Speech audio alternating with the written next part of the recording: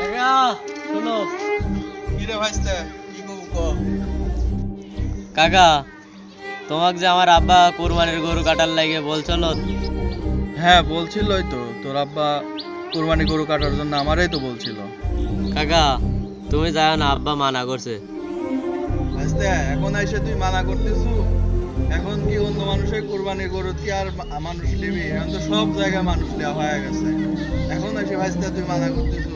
এই তোরে কোরবানি ঈদে, গত ঈদে তোরে কোরবানি ঈদে কাজ করে 2 টুকরা মাংস পাইছি, সেই মাংস নিয়ে ছাওয়াল মিয়া নিয়ে খাইছি।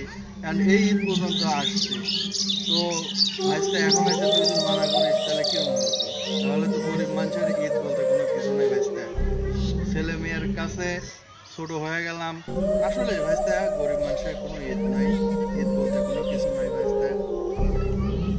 যে কাকা তুমি কান্দো না, তোমার বাদ আমি এমনি গোস্ত দিয়ে যাবো নি। ভাইস্তে গোস্ত টোস্ত লাগবে না ভাইস্তে, তুই এই এত কথা তোর কাছে বলছে ভাইস্তে, তুই রাগ টাগ করিস না। আসলে গরিব মানুষের কোনো ঈদ নাই ভাইস্তে, ঈদ বলতে গরিব মানুষের কিছু নাই।